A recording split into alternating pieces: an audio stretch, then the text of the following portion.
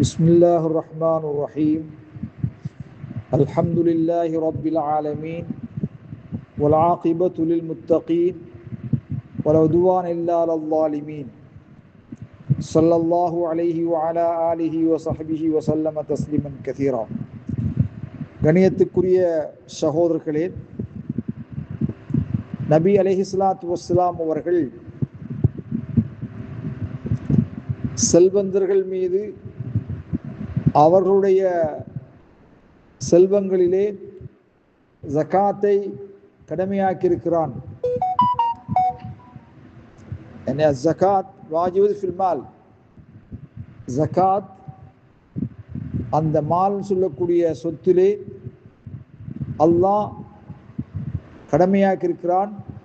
ரசூல் அலைஹிஸ்ஸலாத்து வஸ்ஸலாம் அவர்களும் கடமையாக்கியிருக்கின்றார்கள். அது ஏழை செல்வந்தர்கள் என்றும் எடுக்கப்பட்டு அவர்கள் வாழுகின்ற ஏழைகளுக்கு கொடுக்கப்படும், சேர்க்கப்படும் என்ற செய்தியோடு சம்பந்தப்படக்கூடிய செய்திதான்.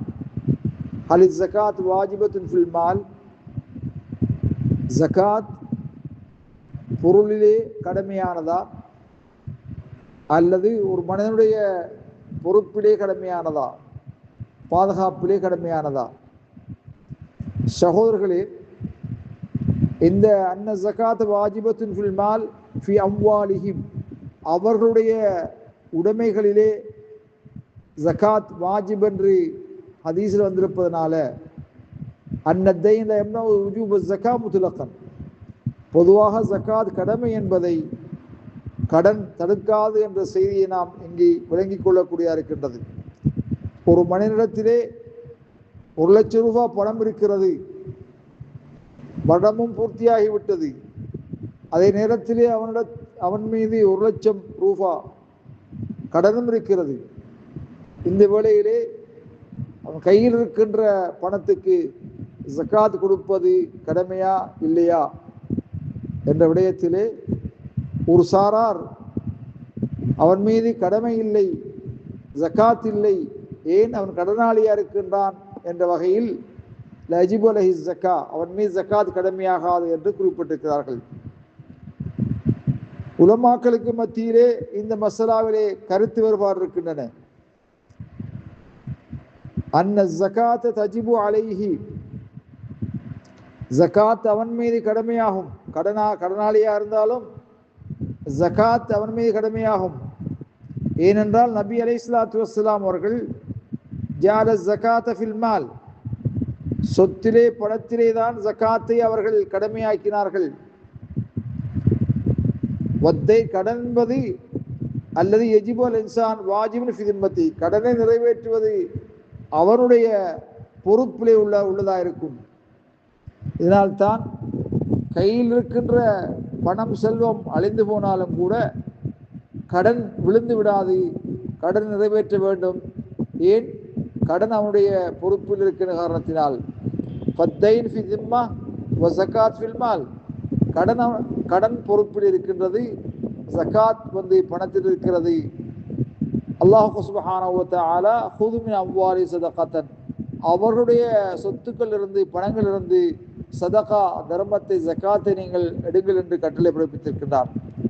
கணியத்துக்குரிய சகோதரர்களே, இந்த மசலாவிலே பலதரப்பட்ட கருத்துக்கள் இருக்கின்றன. ஒரு சாரார் அன்னஹுலா ஜகாத் அலாமன் அலைஹி தைனுன், கடன் உள்ளவன் மீது ஜகாத் கடமையாகாது. அது வெளிப்படையான சொத்துக்களாக இருந்த போதிலும் சரியே அல்லது மறைவான சொத்துக்களாக இருந்த போதிலும் சரியே. இரண்டாவது கருத்து ஜகாத் அன்ன ஜகாத் வாஜிபத்துன் ஃபில் மால், பணத்திலே ஜகாத் கடமையாகும். அது வெளிப்படையாக இருந்தாலுமோ அல்லது மறைவானதாக இருந்தாலுமோ கடமையாகும். இந்த கருத்து தான் முதல் கருத்தை விட மிக சரியான கருத்தாக நமக்கு தெரிகின்றது. இதன்படிக்கு சகோதரர்களே, கடன் உள்ளவன் மீதும் கடன் இருந்தாலும் கூட ஜகாத்தை நிறைவேற்றுவது கடமையாகும். ஏனென்றால் கடன் ஜகாத் வாஜிப் என்பதை தடை செய்யாது. நபி அலைஹிஸ்ஸலாத்து வஸ்ஸலாம் அவர்கள் ஜகாத் வசூலிப்பதற்காக அனுப்பியோரிடத்திலே அவர்களிடத்தில் கடன் இருக்கின்றதா இல்லையா என்று விசாரித்ததற்கு பின்னால் நீங்கள் ஜகாத்தை வசூலிங்கள் என்று சொல்லவில்லை. கடன் இருந்தோ இல்லையோ அதை பற்றி தெளிவு கூறப்படவில்லை. ஆகவே ஜகாத்தை கைப்பற்றுவதற்காக சேகரிப்பதற்காக அனுப்பப்படுகின்ற அழைப்பாளர்கள்